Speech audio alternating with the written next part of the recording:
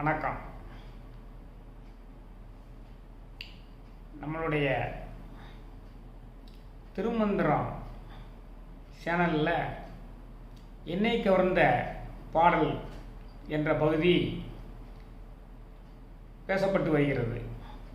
அதில் இன்னைக்கு ஒரு அற்புதமான என்னை கவர்ந்த பாடலை உங்களிடம் பகிர்ந்து கொண்டு அதனுடைய சுவையெல்லாம் உங்களுக்கு விளக்கி நீங்களும் அந்த பாடலை கேட்கும் பொழுதெல்லாம் அதில் உள்ள நுட்பமான இலக்கிய தரத்தை உணர்ந்தால் நன்றாக இருக்கும் என்று நினைக்கிறேன்.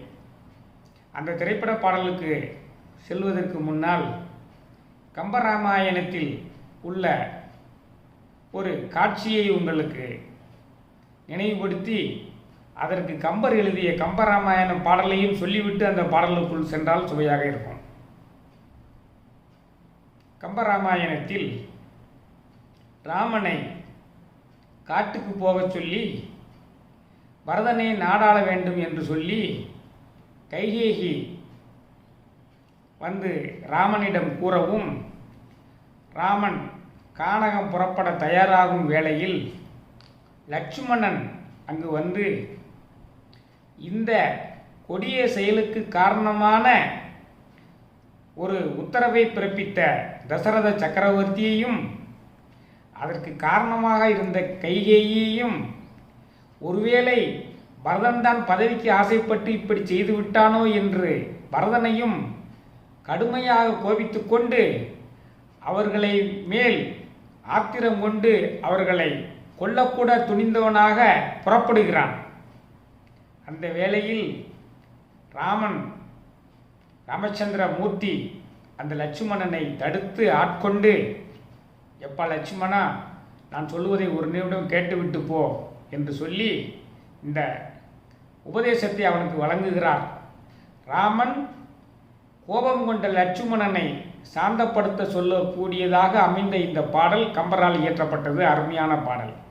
அந்த கம்பராமாயண பாடல் நதியின் பிழையன்று நறும்புணல் இன்மை.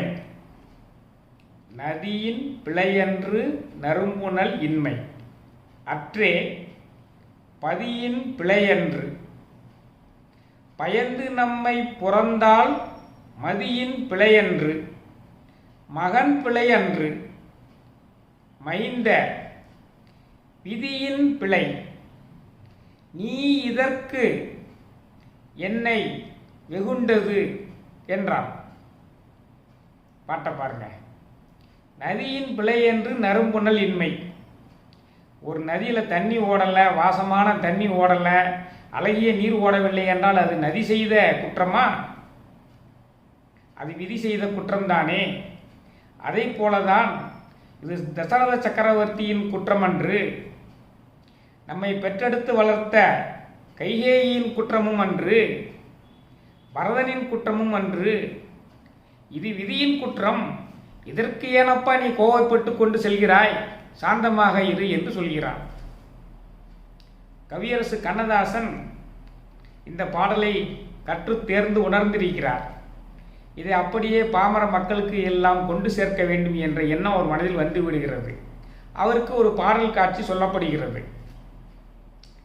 கதாநாயகன் மிகவும் நல்ல மனிதன், தொண்டுள்ளம் கொண்டவன், ஏழைகளுக்கு உதவக்கூடியவன், பெரும் செல்வந்தன். அவனிடமுள்ள செல்வத்திற்கு ஆசைப்பட்டு அவனுடைய உறவினர்களே அவன் மீது இல்லாத பழியை சுமத்தி செய்யாத குற்றத்தை செய்ததாக சொல்லி அவனை ஜெயிலுக்கு அனுப்பிவிடுகிறார்கள். அந்த சூழ்நிலையில் அவனை உயிருக்கு உயிராக காதலித்த அந்த கதை நாயகியும் அதை உண்மை என்று நம்பி அவன் மேல் வெறுப்பு கொண்டு விட்டாள். அவன் மீண்டும் தண்டனை விடிந்து திரும்பி வந்த பிறகும் அந்த காதலி அவனை ஏற்றுக்கொள்வதாக இல்லை. அவன் இந்த குற்றம் செய்ததாகவே நம்பிக்கொண்டு அவனை வெறுத்து ஒதுக்குகிறான். இவன் எவ்வளவோ அவனுக்கு புரிய வைக்க முயன்றும் முடியவில்லை. இந்த சூழ்நிலையில் கதை நாயகியே அந்த குற்றம் செய்த கும்பல் கடத்தி சென்று ஒரு படகு வீட்டில் வைத்து அவளை துன்புறுத்த ஆரம்பிக்கும் பொழுது கதை நாயகன் அங்கு வந்து அவளை காப்பாற்றி அந்த கயவர்களை அடித்து தண்ணீரில் போட்டுவிட்டு இவளை அந்த படகு வீட்டில் உள்ள ஒரு அறையில் பாதுகாப்பாக படுக்க வைத்து விட்டு அந்த படகினுடைய வீட்டினுடைய மேல்தளத்திற்கு வந்து அந்த நீர் அலைகளினுடைய பார்த்து கொண்டு தெளிவான பறவைகளை பார்த்து கொண்டு தென்றலை பார்த்து கொண்டு தன் மனதில் எழுந்ததையெல்லாம் பாடுவதாக சூழ்நிலை. இதற்கு கவிதை எழுதுங்கள் என்று கண்ணதாசனிடம் வர கண்ணதாசன் இதற்கு அற்புதமான பாடலை ஏற்கனவே அவர் தான் படித்து வைத்திருந்த கம்பராமாயண பாடலையும் மனதில் கொண்டு எழுதிய பாடல் தான் இந்த பாடல். இந்த பாடலை கேட்கும் பொழுதெல்லாம் எனக்கு அந்த கம்பராமாயண பாடல் ஞாபகம் வரும். கம்பராமாயண பாடலை படிக்கும் போதெல்லாம் எனக்கு இந்த பாடல் ஞாபகத்துக்கு வரும். இந்த பாடல் தியாகம் என்ற படத்தில் இளையராஜாவினுடைய இன்னிசையில் கவியரசு கண்ணதாசனுடைய கவிதை மலையில் டி.எம். சௌந்தரராஜன் அவர்கள் பாடியது. இப்பொழுது அந்த கம்பராமாயண காட்சியினுடைய பொருளையும் உணர்ந்து கொண்டு இந்த பொருளையும் உணர்ந்தால் உங்களுக்கு மிகவும் சுவையாக இருக்கும். இந்த பாடலை முடிந்த அளவு ரசிகர்களை கொடுப்பதற்காக பாட முயற்சி செய்கிறேன். என அற்புதமான பாடல், இதெல்லாம் காலத்தை வென்ற பாடல்கள். கேட்டு பார்ப்போமா?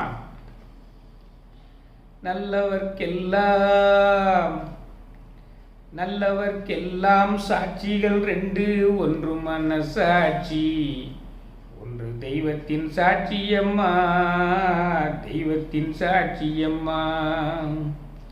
நல்லவர்க்கெல்லாம் சாட்சிகள் ரெண்டு, ஒன்று மனசாட்சி, ஒன்று தெய்வத்தின் சாட்சியம்மா, தெய்வத்தின் சாட்சியம்மா. நம்பிக்கை வைத்து கல்லையும் பார்த்தால் தெய்வத்தின் காட்சியம்மா, அதுதான் உள்ளத்தின் காட்சியம்மா, அதுதான் உண்மைக்கு சாட்சியம்மா. நல்லவர்க்கெல்லாம் சாட்சிகள் ரெண்டு, ஒன்று மனசாட்சி, ஒன்று தெய்வத்தின் சாட்சியம்மா, தெய்வத்தின் சாட்சியம்மா. நதி வெள்ளம் காய்ந்து விட்டால் நதி செய்த குற்றம் இல்லை, விதி செய்த குற்றம் அன்றி வேற யாரம்மா. நதி வெள்ளம் காய்ந்து விட்டால் நதி செய்த குற்றம் இல்லை, விதி செய்த குற்றம் அன்றி வேற யாரம்மா.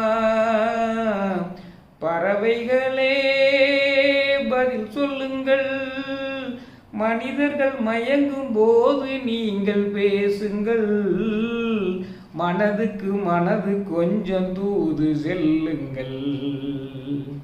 நல்லவர்க்கெல்லாம் சாட்சிகள் ரெண்டு, ஒன்று மனசாட்சி, ஒன்று தெய்வத்தின் சாட்சியம்மா, தெய்வத்தின் சாட்சியம்மா. ஆண்டவன் அறிய நெஞ்சில் ஒரு துளி வஞ்சம் இல்லை, அவனன்றி எனக்கு வேறு ஆறுதல் இல்லை. ஆண்டவன் அறிய நெஞ்சில் ஒரு துளி வஞ்சம் இல்லை, அவனன்றி எனக்கு வேறு ஆறுதல் இல்லை.